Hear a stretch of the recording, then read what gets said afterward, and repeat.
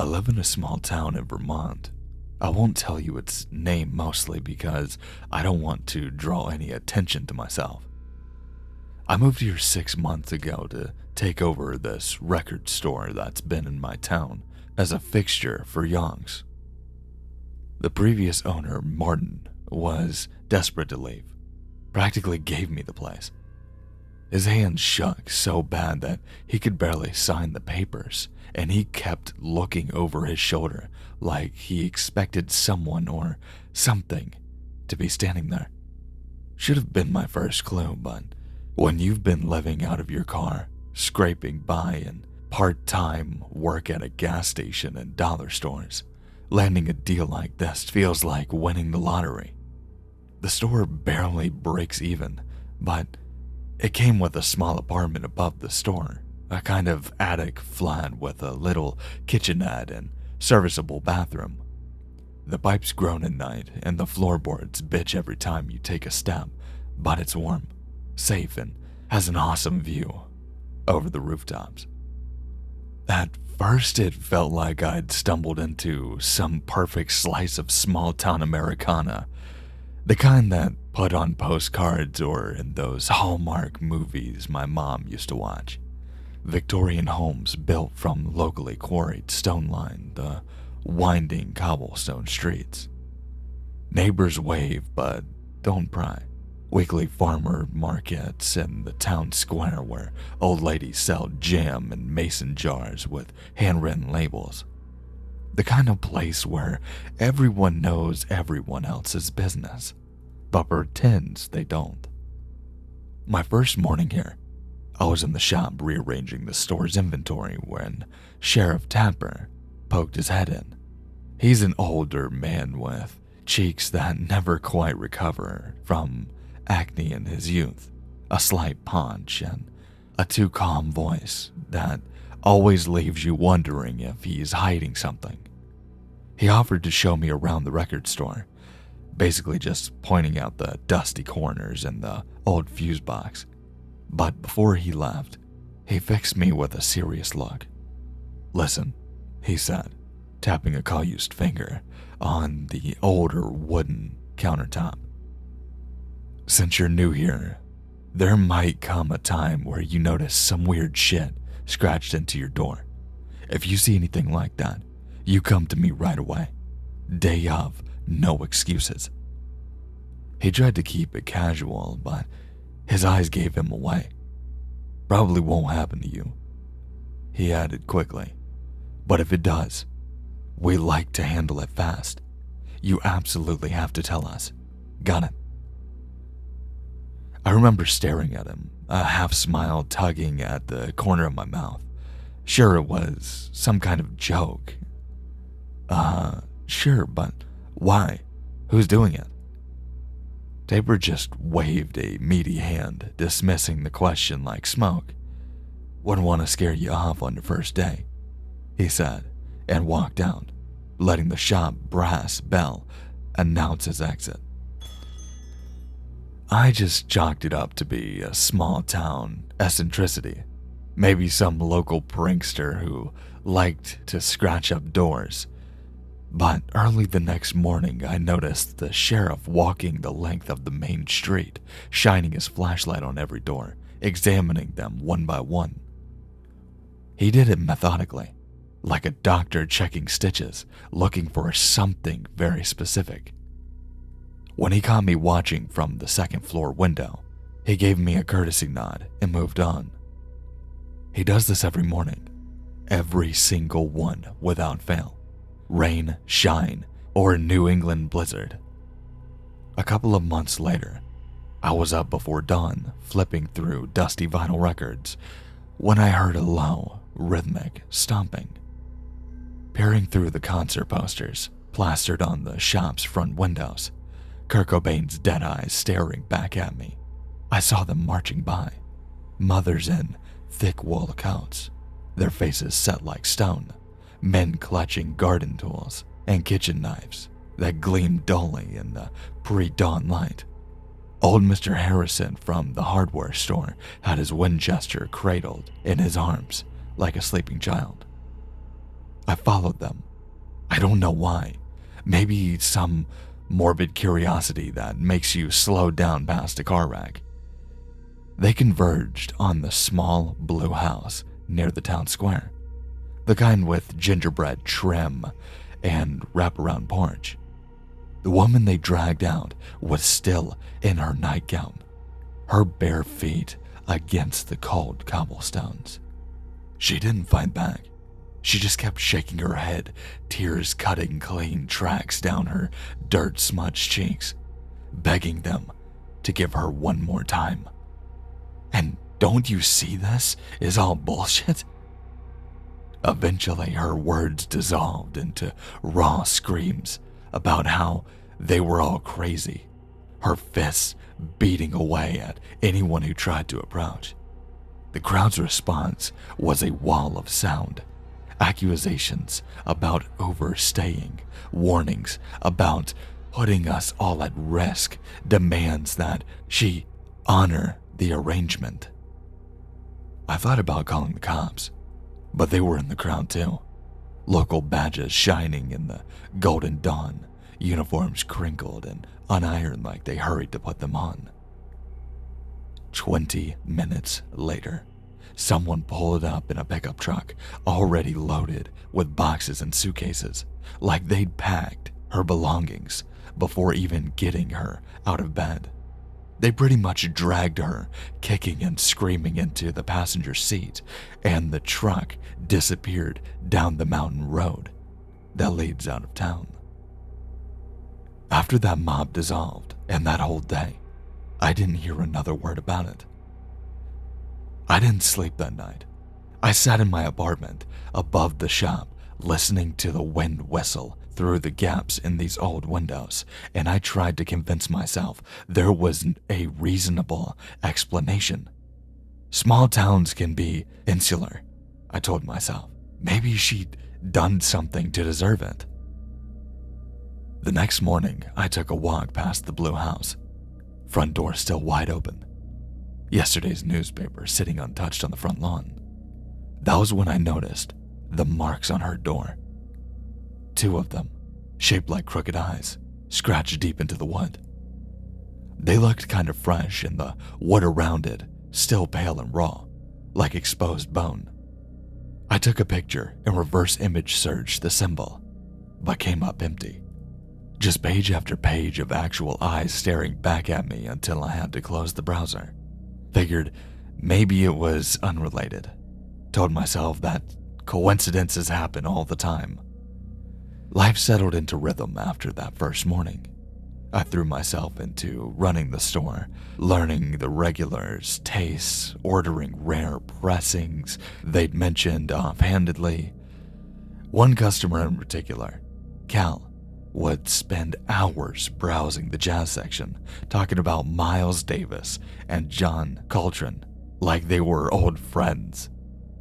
"You've got good instincts," he told me one afternoon, carefully sliding a Thelonious Monk album back into its sleeve.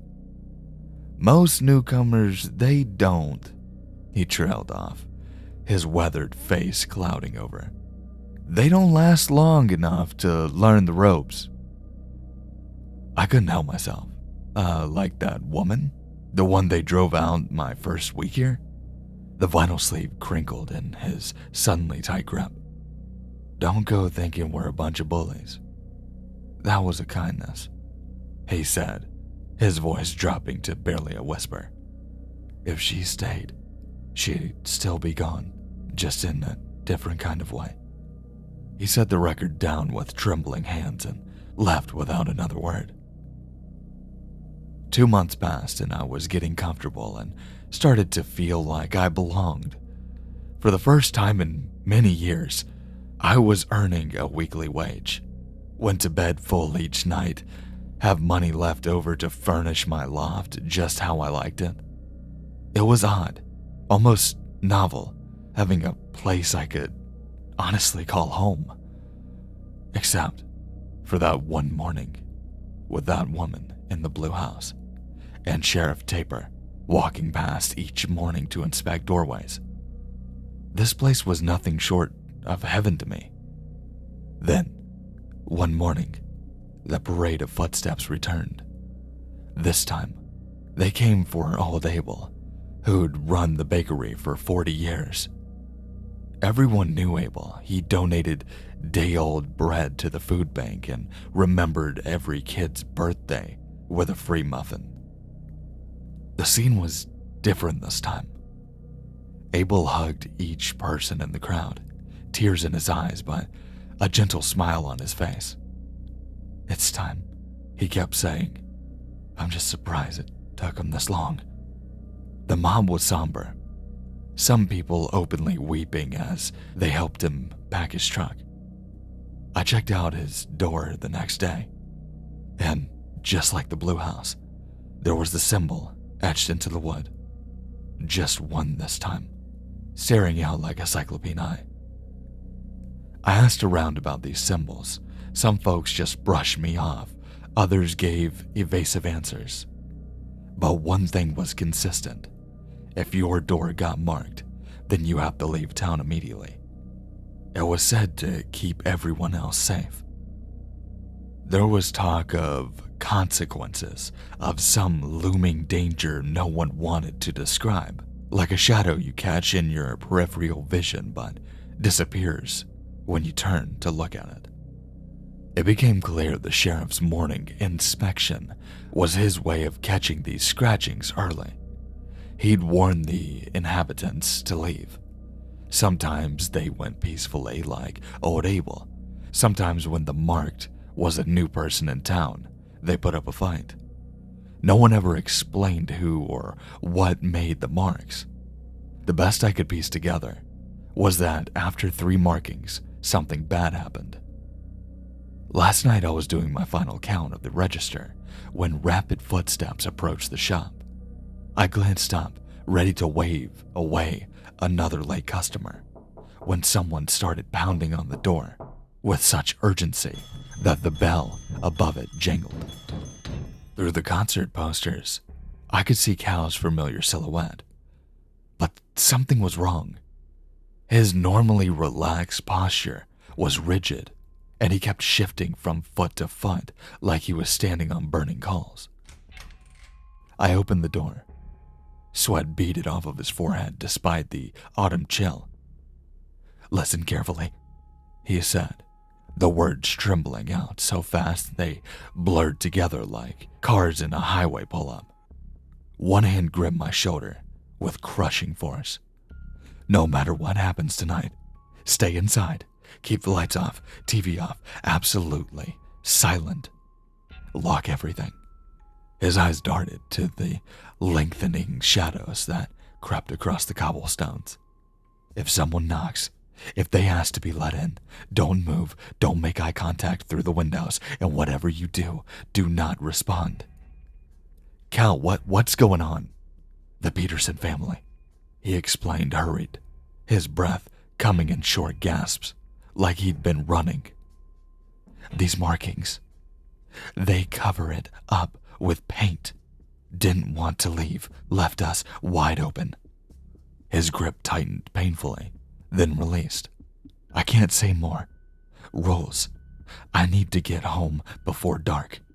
He checked his watch and his face impossibly went even paler, like all of the blood had been drained out. Oh God, I might already be too late." He sprinted away before I could even stop him, his footsteps echoing off of the old buildings. I stood there, key half turned in the lock, watching him disappear around the corner. I followed his instructions though. I felt ridiculous doing it, like a kid hiding under the covers from the boogeyman. But something in his voice, that raw animal fear, had sent ice water through my veins. I'd never seen someone genuinely terrified, not even that first woman they'd driven out of town. The evening crept by in suffocating silence. I sat in my darkened apartment, watching the streetlights flicker to life outside. Every creak of the old building settling made my heart skip. I kept checking my phone, considering calling Cal, but his warning about absolute silence held me back. The first knock came at 12:07 a.m. I know because I had been obsessively checking the time. It was soft, tentative, like someone testing if the sound would carry. 3 gentle taps, evenly spaced, coming from the shop's front door downstairs. I held my breath, Cal's warning echoing in my mind. For a long moment, nothing. Then it came again, harder this time, a rhythm of desperate needs. And then, hello. The voice sliced through the darkness, and my blood ran cold. It was Cal's voice, edged with the same fear, but quiet, like he was trying not to get caught. Please, I didn't make it home in time. I've been stuck out here in the dark for hours. I laid there, heart beating in my chest. Then I told myself I was being stupid, that this town was weird and superstitious, and if Cal was in trouble, I couldn't just leave him out there. What kind of person would that make me? Still, I walked quietly, each step carefully and measured like I was crossing a frozen lake. I crept to the stairwell, tiptoed through the shadowy vinyl store, where album covers seemed to follow my movements. Through the door's frosted glass, I could make out a shadow. It was roughly Cal's height and build. Please, the voice cracked, hitching on a sob that sounded like it was being torn from deep inside. Let me in. It's cold out here. So dark. The smart thing would have been to stay silent, but I had to know. If it's really you, I said, my voice barely a whisper, tell me your favorite record in the store. The silence that followed dragged on and on. Then came the response, in a voice that was both of Cal's and not Cal's. I don't know. Ice crawled up my spine like 1,000 tiny spiders. Leave.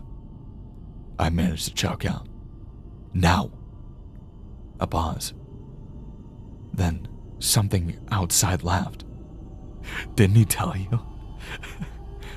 It whispered, and I heard it rather than saw a long fingernail trace its way down my doorframe.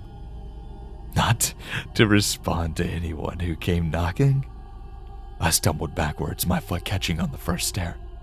The shadow behind the glass seemed to grow, spreading like a stain, darker than the darkness around it.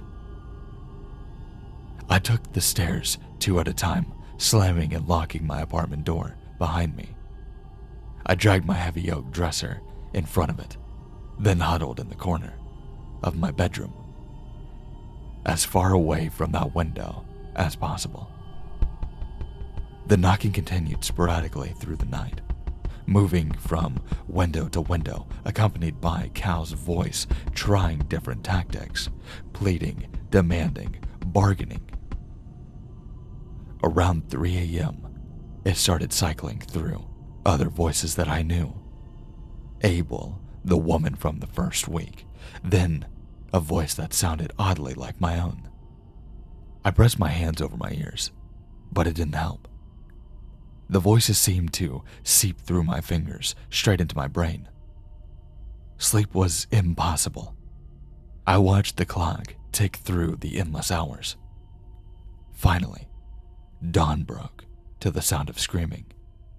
This time, the mob moved with purpose, but their usual grim determination had been replaced by fear. Sheriff Mills was already at the scene, his face the color of chalk as he waved people back. The mob had led me to a house 2 blocks away from my own, the Petersons' place. I recognized it because they'd painted their door recently, a sheery yellow that had seemed out of place in our somber little town. The door was hanging off of its hinges now, Splinters of wood shattered across the welcome mat like broken teeth. Blood was everywhere, pulling on the welcome mat where home sweet home was now just home S me, trailing into the darkness beyond the broken door like breadcrumbs leading into the witch's forest. A police constable was scraping at something on the door.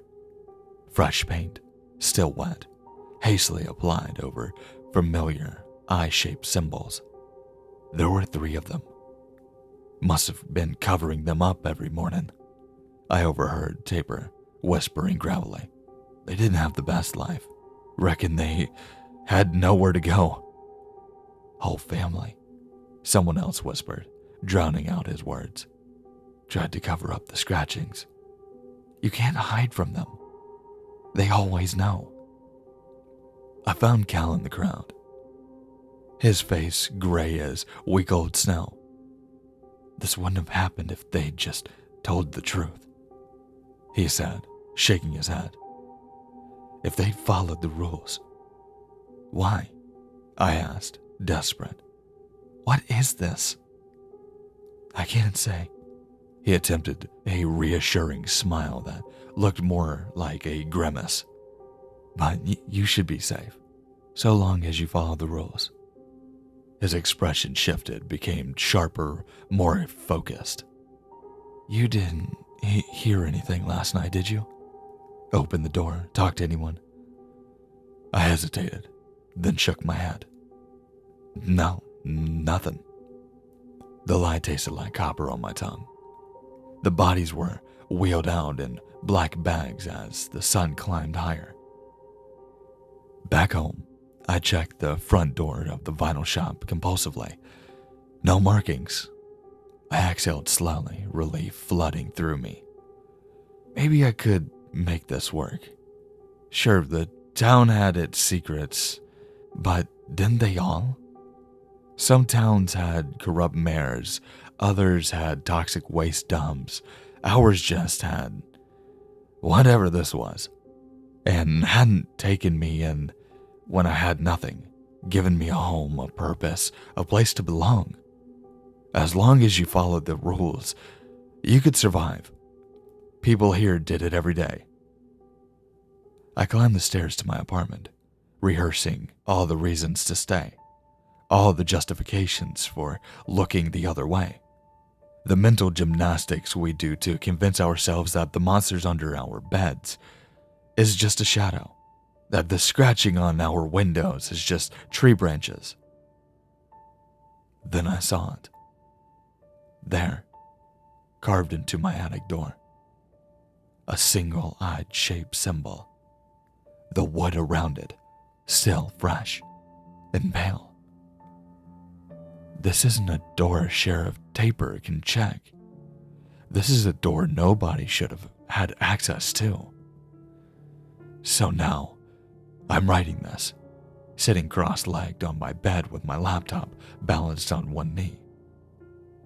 I don't have family left to even miss me, and all the friends I've made are from here. They'd be more likely to show up with pitchforks than helping hands if they knew. I don't know what to believe anymore. Part of me just thinks that it's another town theater, or some madman with a twisted sense of humor. Part of me wonders if it's all just superstition, just hysteria, people fulfilling their own dark prophecies. But I just got back from the hardware store with a can of paint, and I'm sitting in front of this door, and I'm thinking I might tempt fate to cover up the mark and see what happens. Because here's the thing about living in your car.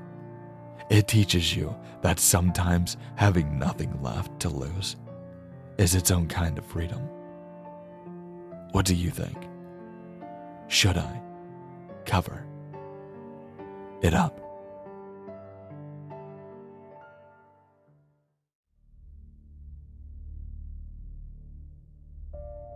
Hey everyone.